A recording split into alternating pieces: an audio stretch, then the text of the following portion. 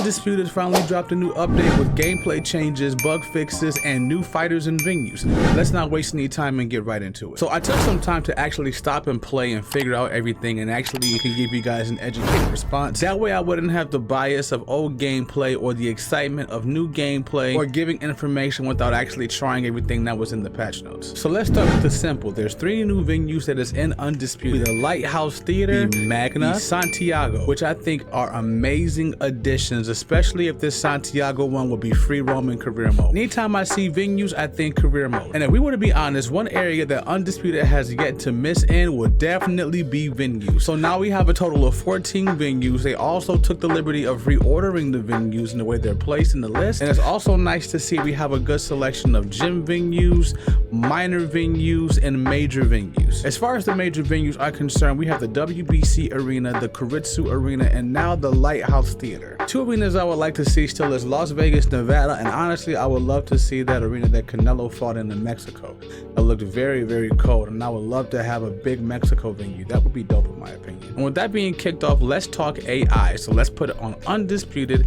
simulation, damage modifier on 2.0, 3 knockdown rule, yes, so the game feels more realistic and or enjoyable. So talking about AI, one thing that I do enjoy about the AI is that you can tell the AI has gotten smarter, but unfortunately that might be to a fault, because in my opinion, yes, the AI does start off slow, how I think it's supposed to, how most boxers start off slow, but as you can see, the punch output of the AI is almost non-existent.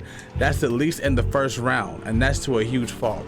I would rather the AI at least sit behind the jab, do a little more work in my opinion, make it more entertaining.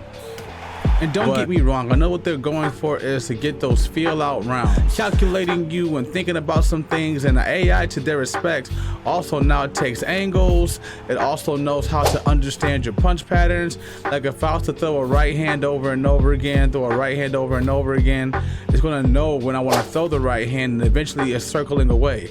So its angles and its foot placement and its understanding of what you're doing is much better. My only complaint about the AI so far is that not so much that it's predictable, but it's really taking its time in the earlier rounds, and I think there's better ways to do it. One more thing to the AI's credit is that, as you guys saw, the AI will now taunt you, but the taunt is unfortunately glitched, because sometimes when it does the taunt, for one, it only has one taunt, only has that whole circle fist taunt, and sometimes it does glitch, so like he does it over and over again if it knocks you down, so it turns into the Popeyes why I oughta. But as you can see here in the second round, I'm in a lot more danger. He's applying a lot more pressure, he's understanding what I'm doing. It's just that first round kind of gets annoying, and I would say maybe even punch tracking has been somewhat improved, but I think that punch tracking can use a little bit more love still, like take some steam off of that.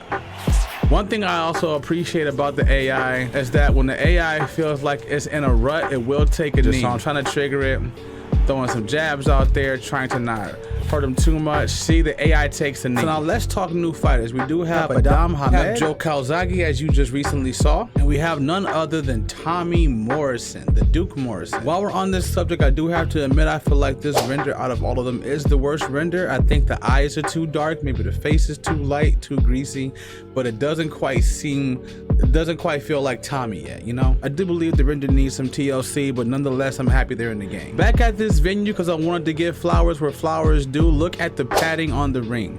The padding on the ring does give immense detail to where you're at, and also the ropes as well. You can tell the ropes are more so of a cord, not so much of a rope.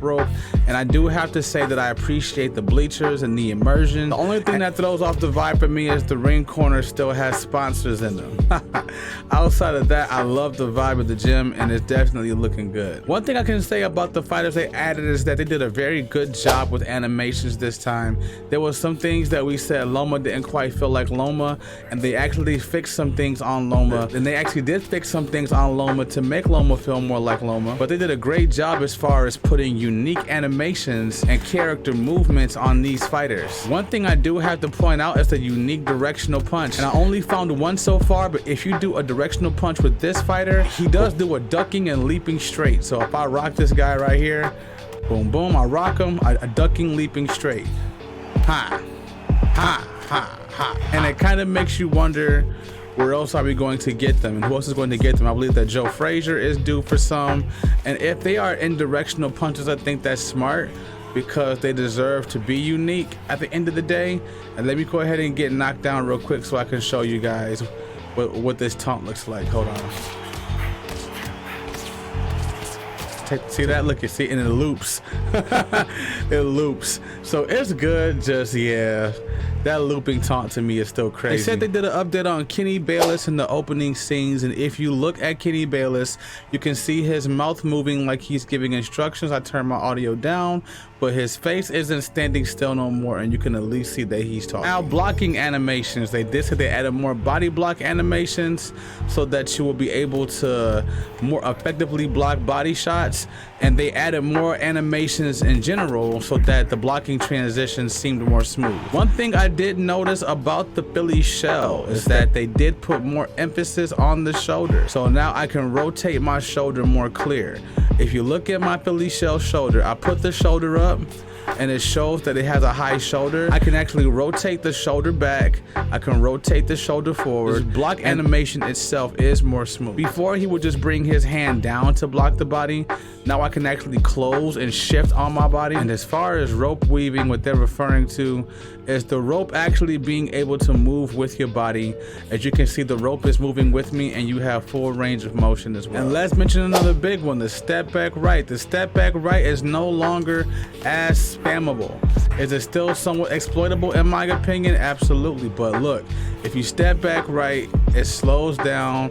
He ends up planting his feet. I can't step back right. One thing I will say is the AI is overall more fun to play. I believe the AI is still very easy in my opinion, or in some cases doesn't feel as dangerous, but at least it's doing more boxer type stuff, like taking angles and not just moving straight back and actually doing things to survive. So now let's talk overall. How do I feel about this update as a whole? I would personally give this update a 7, maybe a 7.5 out of 10, but let's be completely honest.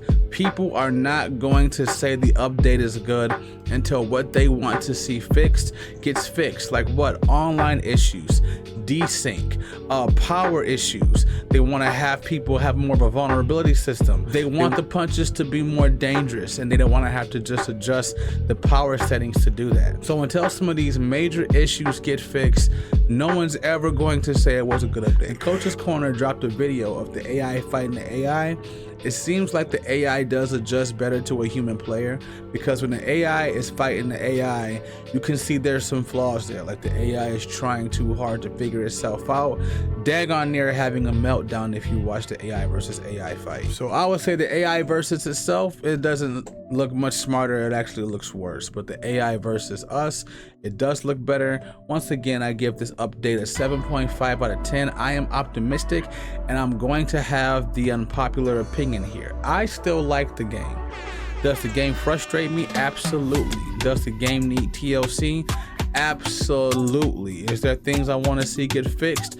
Absolutely. But look, this is one of the most exciting boxing rosters I've ever had the joy of playing with, and not just from the roster, the venues, and the overall gameplay. Even though it does need some work, I would still like to see some more TLC on Punch Track. I would say it's headed in the right direction, but it's very clear that they're fixing this game piece by piece, little by little, taking their time. But until some people see the online desync fix and a couple of other things, heck, I'm pretty sure if they drop career mode in a week, people will get over the issues and will be grinding career mode. And if you drop the character creator or an alpha or a beta of it, people will be creating characters and the game would feel fresh for them. And I appreciate you guys being here, even though Undisputed is no longer my main content, because I'm trying to put more emphasis that this is a gaming channel for gaming. I do appreciate you guys stopping to hear this opinion. I hope this was informative. So that being said, I pray for you, you pray for me. We're gonna watch God change things.